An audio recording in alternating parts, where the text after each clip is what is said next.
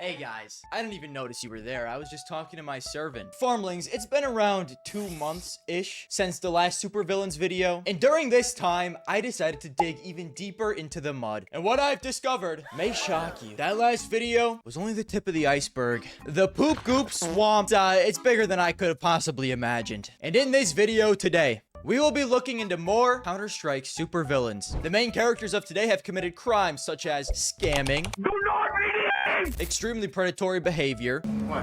Have a seat.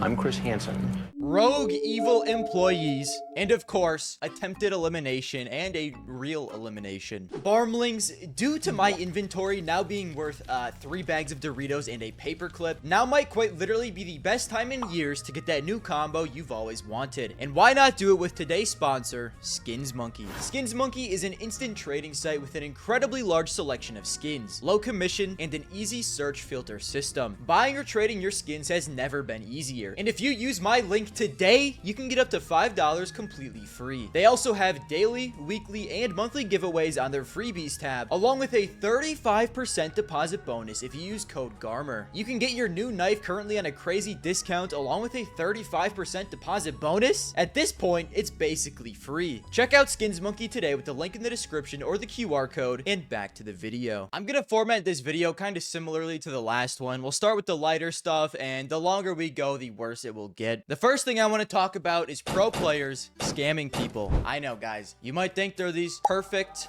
harmless people. They just go onto the stage, they just fight each other in Counter-Strike. They're all good people, but what if they weren't? Did you guys know Simple? Yes, one in his name, number 1 in the game, Simple, used to be a scammer. You might say, oh my goodness, there's no way my goat would do that. It must be a rumor. But what if I told you he admitted to it himself? Саш, половина комьюнити считает тебя очень резким и грубым. Откуда такой негатив? Ну, сначала я воровал ножи, года 3 назад. And after this, according to a post from a deleted Reddit account, great source, I know, it said that Simple did return the knives, but only after Team Liquid forced him to. Now, me personally, if the Simple scammed me out of, let's say, around my $1.8 million net worth, I would be honored. You know, I would personally be on my hands and knees begging him to spend it. Did you know he jumped out of heaven and hit a double no-scope? Did you know that? He's there, Simple just jumping casually into the side. He's going to fall down again. What is this clutch from Simple? Are you serious? What is that? You can't do that, Simple. That's not allowed. Now, Simple, of course, wouldn't be the only pro player to scam people out of skins. Guys. The shit that went down mid-editing of this video was unbelievable, okay? I'm talking about scammers before Senzu was benched. And during all of this, also the Stewie 2K news dropped. I'm just gonna tell you right now, the Stewie 2K stuff is not in this video. I'm gonna have a separate entire video going over Stewie. But a lot of this, like, we was talked about before Senzu was even benched, so keep that in mind. And it does seem like it was his decision to bench himself. It seems like it was from burnout, nothing that bad. So just keep that in mind before we talk about this. But, you know, it doesn't really change anything that I do talk about from what he did on his previous team. The current star rifler for Mongol Senzu has also had some issues with this in the past. At just 16 years old, Senzu would be looked at as one of the top prospects in all of Asia. And in late 2022, he joined a team called NKT. He'd be a fairly solid rifler on the team, posting a 1.03 rating, but then in April of 2023, he'd seemingly, for no reason, be benched. Then the team would come out with this statement: "We regret to inform you that Senzu has been found guilty of a fraud scheme that affected our players and management earlier this year. As Senzu has confessed to his actions, we are working diligently with all parties involved to resolve this matter." It was then quote tweeted by his former teammate Bonneton, who said, "I can personally confirm that this is 100% true. We have screenshots that show Senzu confessing to us. What actually happened is that he gambled our skins that we lent to him and subsequently lost them. He then attempted to lie to us and avoid paying us back." Here's apparently the full rundown of what happened. What Bonneton said does seem to be true. In early 2023, Senzu would approach his teammates and management, ask to borrow high-value skins, then gamble them away and lose everything. We don't know an exact number, but it's said to be thousands of dollars. And after this, he'd then lie about losing the skins, saying they were glitched or trades were pending to delay the inevitable and avoid paying them back. He wouldn't contest these claims publicly, and the opinions of the community would be kind of split. He was only 16 at the time, so it was a kid making a mistake, while on the other hand, gambling thousands and thousands of your teammates' dollars. You know, people that that trusted him completely away is fairly fucked. Nothing would really come out of this besides a ruined reputation and a bench. And eventually Senzu would go on to later join Mongols in 2023, and well, the rest is history. He has seemingly learned from this pretty big mistake, and there haven't been any scandals involving him since. And I feel like as of today, the general consensus is like, hey, he was only 16, he was a kid. He made a really stupid mistake, but afterwards he did use it to learn and grow as a person, which I think is fair.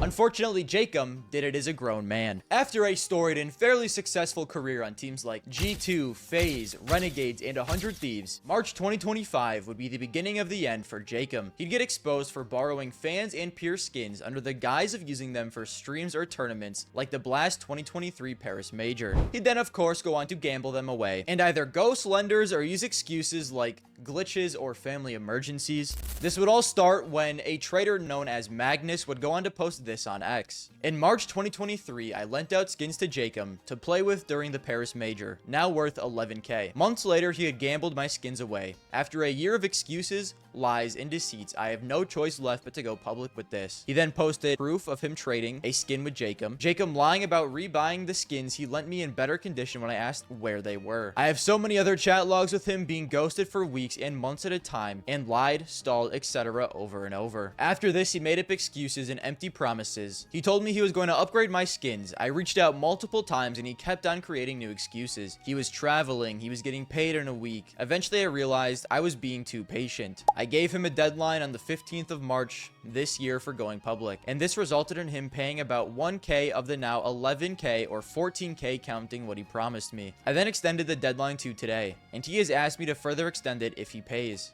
In January, Zippel asked him to repay me, and I thought he would, but I am done waiting. He never seemed to care about the stress he caused me, only when his brand was at risk. So I've decided to tweak this even if it means he won't pay me. This original post would then open up the floodgates, as he had apparently been doing this to pretty much anyone that he could. Another member of the community, named Alchemist, would respond to this original post and say, "This is unfortunately not the first time he has done this at all. I don't know if previous cases have been resolved, but this is not the first time I've heard about 10k plus disappearing when he has it." And then Kassad would pile it on even more. He'd go on to say, Jacob currently owes over $300,000 to various people. 50,000 euros he owes to me. BC Game promised to pay and they didn't. He also previously owed over 50k to Smooya that I paid back. He scammed skins from Hampus among other people. He then went on to post a loan agreement between him and Jacob, and also went on to post his full legal passport, which that's a Kassad moment if I've ever seen it. It's since been deleted, but if you're posting something like that, it's already too late. For some more context as well, Kassad was his old coach on multiple teams. Now, Jacob would eventually respond to this situation with a post on X, and this would be his explanation. Hey, I don't have any excuses. I fucked up bad, and there is more than one case. That's just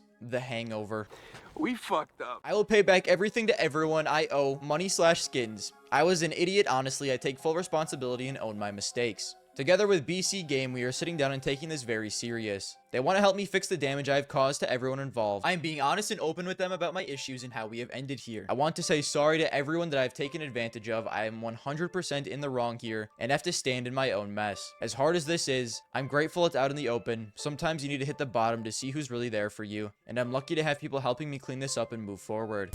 So, I mean, I don't really know what exactly this did. He admitted to it, which, like, that I really don't know, like, what you're supposed to say, honestly, if you're in this situation. I would think him and BC Game, especially BC Game, with how much they're paying Simple, should have the money to pay these people back. But as of today, I really don't know exactly how it's all going. He would also go on to make a second post that says, just to add more clarity regarding the situation, as some has raised a question on how and why this happened. The dead honest answer is gambling addiction. I have had that since the day I turned 18. I have searched help multiple times but never succeeded. Just wanted to address that, not using it as an excuse or anything. Just wanted to be brutally honest and let you guys know. As I start to work with becoming clean and paying everything back, I will take actions in my life to make it right, even if it takes years. So there's a lot to unpack here. Probably the worst case of scamming in Counter-Strike's history. Over $300,000 is fucking insane. He was scamming fans, traders, other pros, literally anyone that would lend him something, and he would use his pro status to do it. As of today, he is still benched on BC Game, and like I said earlier, while he did promise to pay everything back, I'm not exactly sure how that's all going. All he can really do now is learn from these situations and try to not repeat it. If you know you have an addictive personality, probably to stay away from gambling, but if you are gonna gamble, that's fine. I don't give a shit. It is fun. Just make sure you have a somewhat healthy relationship with it,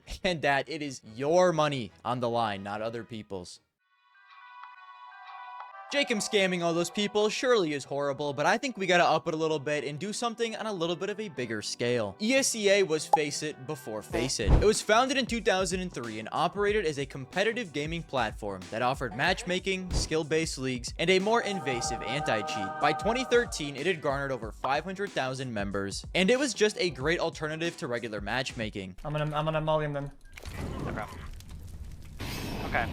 I just got mollied. You could be fairly certain that every game you were playing was against legit players. Plus, ESEA was the main way for a lot of players to start their journey towards becoming a pro. You could gain notoriety through ESEA pugs. They had leagues which would lead to LANs if you performed well enough. And I mean, if you wanted to become a pro, you pretty much needed to use ESEA. But it did also come with its downsides. Like most invasive anti-cheats, ESEA required deep system access and kernel level permissions. This was a fine trade-off to many players, but this also allowed every single system it ran on to be capable of running resource-heavy tasks like Bitcoin mining. In 2013, Bitcoin mining was significantly more lucrative than it is today. At the time, it was fairly low difficulty and the coins were rising in price fairly quickly. And well, on April 13th, 2013, an ESEA employee had an idea. He deployed a mining code in a client update without company approval. This malware would activate only when the user wasn't actively gaming, pooling their GPU power to mine Bitcoin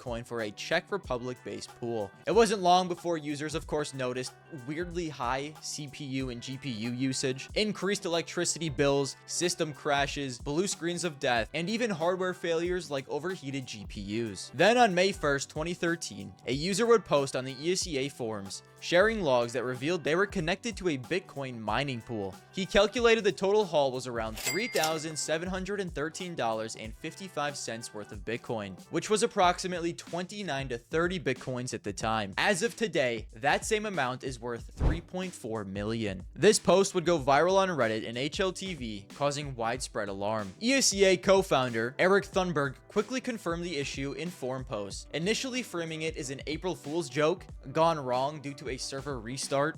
What? The fellas are connecting all of their users to a Bitcoin mining pool as an April Fool's joke. Hey, brother, you fucking got me. That shit's hilarious. He later would revise this, admitting that the company had actually tested Bitcoin integration as a potential feature, like, for example, user rewards, but scrapped it on April 12th. Then a rogue employee reportedly reinserted the code the next day for personal gain, directing mined coins to their own wallet. ESEA would halt the mining immediately and refund affected users with a free month of premium membership. Like, I'm sorry your computer blew up from GPU overheating, but you get this $12 a month free ESEA membership. I would take that deal any day of the week. And announced it would donate the mined Bitcoins plus an equal company match to the American Cancer Society, which totaled around $7,400 at the time. Co-founder Craig Torbell Levine issued a formal statement emphasizing full cooperation with investigations and denying broader company involvement. The unnamed employee, who was implied to be lead developer Michael Hungzickel,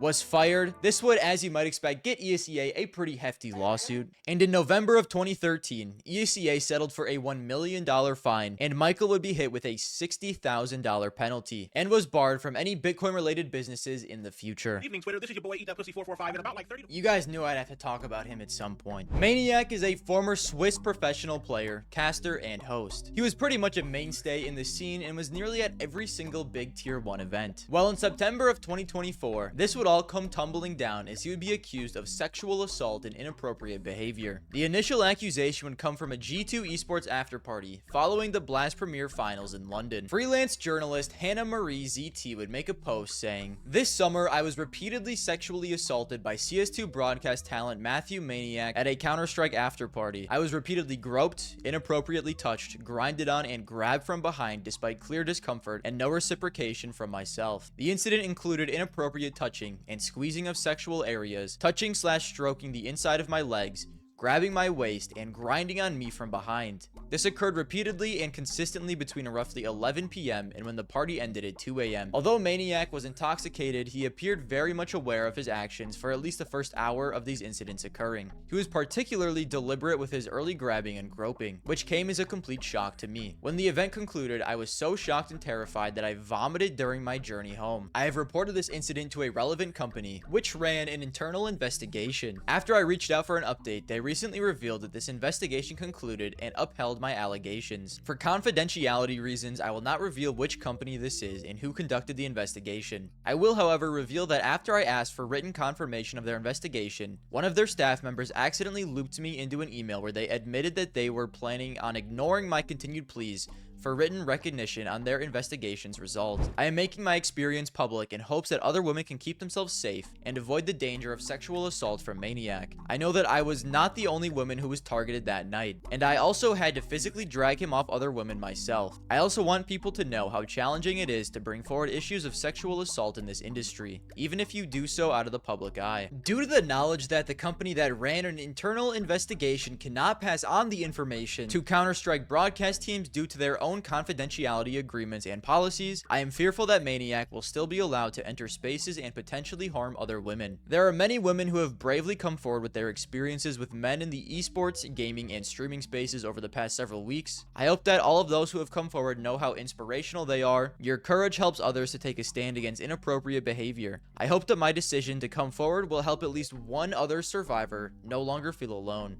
Thank you. Now, after this post, I gotta call the community out here, bro. What the fuck are these reactions to news like this? It's obviously horrible what this person went through and all the other women that were involved. And then we get a reaction image and bro. And then another comment that says big if true. This first post would then of course open the floodgates, as esports host Daisy Powers would corroborate these claims, alleging she was groped multiple times by Maniac, along with several other women. Jackie then provided an entire video testimony accusing Maniac of harassing his fiance by repeatedly pretending to fall to grab her inappropriately. Hey guys, Jackie here. Just wanted to go on the record and corroborate some of the things that have been brought forward in the recent tweets. And Trip the first time, supporting himself by grabbing her boobs and her ass to hold himself up. He then tripped over around 3 to 4 more times following this, going for the same overall thing. And Pro Cypher and Reese witnessed similar actions towards multiple women. Further allegations revealed a pattern of non-consensual kissing and touching at other events. Maniac's initial response to all of this has since been deleted, but thanks to this HLTV article, what we can garner is originally he just straight up denied these claims. In his response, Maniac outlined his drastically different recollection of the exchange and says he does not believe any sexual assault took place. He claimed that there had been an understanding that the exchange was mutual, but he left the door open to the possibility that he had missed cues that his behavior was no longer accepted through the interaction. Now, that initial response was only after the first accusation had come out, but after more and more and more would begin to pile on, he'd go on to release an 8-minute video. And here's kind of a quick rundown. Maniac would start off by saying that he was overwhelmed when the incidents came to light, and he went through violent emotions which he didn't have under control. I went through some very violent emotions that I wasn't really, or that I didn't have under control. He also mentions that he questioned himself whether he was a monster following the reevaluations of his abusive behavior by the victims. He says that he questioned himself post that, and while he was on a hectic schedule before, attending multiple Counter-Strike events a year, he did not question himself and introspect earlier about his own behavior. He rounds out the video by saying that he is working on himself and is far from the finish line, but will continue to work towards a better place. He signs off by saying how important Counter-Strike is to him and how it changed his life and how much he loves it. Now, many people after watching this 8-minute long video would notice something. He didn't actually apologize a single time. And to add even more to all of this, a month before any of this broke, we would get a little sprinkle into the type of person that Maniac was, as there would be drama between Maniac and a CS sticker artist named Arco.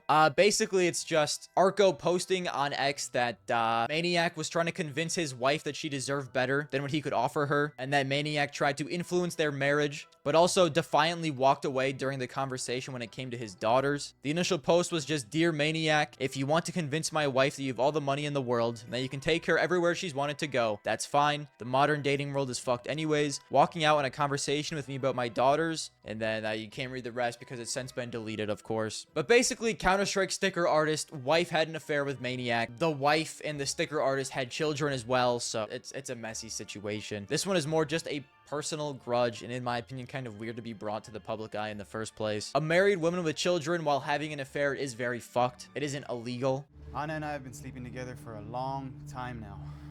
But it was maybe a red flag. Maybe he was a little bit too high on the "I'm the GOAT" juice. Because I mean, like, you do have to be careful, right? When you're a nerd your entire life and then you start to get a little bit of presence, a little bit of money, your head can start to get a little too big. Then you start to think maybe you're a little bit more desirable than you actually are. You think that you have game, when in reality, you're just a predator. And don't worry, we have more. Punk? Let me figure out how to say this fucker's name. Oh boy. I'm just gonna say it how I want to say it, bro. I give up. Punk is a Brazilian professional Counter-Strike player who has played for teams such as Sharks, W7M, Bestia, and Odyssey. Well, in January of 2021, he would be slammed with accusations of sexual harassment. They'd stem from a 16-year-old girl who claimed Punk had inappropriately solicited nudes and engaged in harassing behavior toward her. The incident reportedly occurred online, and due to Brazilian laws, it would not be classified as pedophilia even though he was 22 at the time. It would instead only be classified as sexual harassment. In response to this, the team he was currently on, Sharks, would suspend him for 4 to 6 months, require him to undergo therapy, and 25% of his wages would be donated to a non-profit that supports women who are victims of sexual assault. He'd go on to post an apology, and it would of course not go very well. As of today, he is still playing for Odyssey. Not anymore! That fucker got benched temporarily, I guess, so I don't know, maybe he comes back, but he got benched at least for now. In 1999, Gooseman and Jess Cliff would go on to create Counter-Strike, probably the most valuable creation in human history. Cliff would then go on to be a longtime Valve employee and is even the voice of many different voice lines in the game, most notably, Terrorists win. Counter-terrorists win. Bomb has been defused. Listen, guys, a lot of shit went down when this was being edited, okay? I'm sorry for hopping in here so many times. I just want to state, I really don't want to spread any misinformation about this case, so I'm going to kind of explain it again. Because when I explained it the first time, I somehow, when doing my research, missed an entire Reddit post from Jess Cliff himself explaining his side of the story, and I just want to include that to be fair to him. On February 2nd, 2018, Cliff was arrested on allegations of sexual exploitation of a minor. He allegedly met a girl online via an adult website and paid her for a date, which became sexual. In this encounter, the girl claimed that Cliff videotaped their encounter against her will, but that she also refrained from saying anything. Cliff denied that he videotaped the encounter, and the girl, then 16, told investigators she communicated with Cliff via text message. According to police, Cliff told officers he believed the girl was 23 years old, and the teenager also said she wasn't sure he knew she was 16. To make an account on the website, you must enter that you are at least 18 years old or older in your profile. In Cliff's Reddit post, he also says that he never recorded this person at all and he passed a polygraph test on the subject, and because of that, he was not charged on that. He also had the police review the contents of his phone in order to show that no recording was made. He also says that while my lawyer thinks we had a high probability of exoneration, given the evidence which clearly showed her lies, including misrepresenting her age multiple times, that there was never a sexual quid pro quo, and it pointed to me looking for a long-term relationship. He says that due to his distrust in the legal system and wanting this to be over, led to him accepting a deal in order to move on. This plea deal is a form of the Elford plea, where the defendant in a criminal case does not admit to the criminal act and asserts innocence. After all this went down, he would be suspended by Valve in 2018 and would spend 57 days in a minimum security facility in Kent, Washington. He went on to say, "I got catfished on a dating website for adults where you have to state that you are over 18, and ends it off with, "Be very careful with people you meet over the internet. Always ask for an ID no matter what. Trust but verify, and watch out for scammers." So this whole situation is just a mess, and I don't really want to dig any deeper into it than I already have. But since this moment, he has not returned to Valve and has almost completely kept himself out of the public eye. I'm gonna end this video with two cases. One involves a victim getting hit 98 and 4, and the other, unfortunately, 101. In 2009, Julian Burrow, Frenchies, tell me if I'm right on that one, would be playing Counter-Strike, and during his time playing the game, he would be in a heated match, sweating his cock and balls off like most European Counter-Strike players do. Then he would get knifed, which is just absolutely embarrassing for you, buddy. I wouldn't want that to be me, by a player named Mikkel. Most people would do something along the lines of getting extremely upset, saying this game is fucking dog shit, or how are these shitters winning, they are so lucky, then going to jerk off. But this had made Julian so upset, he spent the next 7 months tracking Mikkel down, eventually learning he only lived a few kilometers away. He would then grab a kitchen knife, drive to his house, and after Mikkel opened the door, stabbed him in the chest, just missing his heart by a few centimeters. Although barely, Mikkel would survive and Julian would be arrested within the hour, stating he wanted to wipe out Mikkel for knifing him in the game. In court, the judge didn't hold back. She called Julian a menace to society, terrified that he'd lash out over something as small as a dirty look on the street. He was sentenced to 2 years in prison for grievous bodily harm in order to take anger management classes. This was of course horrible, but not as bad as it could have been in this next case. In spring 2009, 17-year-old Alexei was dominating match after match in Counter-Strike at a local internet cafe. His opponent would be a 14-year-old kid named Alexander, who was not happy about getting cooked over and over and over again. According to reports, the two were going at it for hours, along with drinking. Eventually, Alexander's losing streak would turn into a full-on grudge. The arguments got heated, and when the session ended, he wasn't ready to let it go. He would then wait outside of the cafe and hide in the shadows. Then when Alexei would step out, Alexander ambushed him. He'd hit Alexei in the head multiple times and stomp on his chest until he stopped moving. Alexei wouldn't survive. Alexander tried to cover it up, attempting to bury the body, but a passerby found it the next morning. Russian police investigated, and due to Alexander's age, they ruled the murder accidental. He would then go on to have 4 years in juvenile detention. I don't know why the fuck these people were so mad in the late 2000s. I don't know what was going on, especially like this all happened in Europe. I think this last case happened in Russia. If you have anger issues, maybe Counter-Strike isn't the game for you. I'd recommend something a little lighter, maybe along the lines of like League of Legends.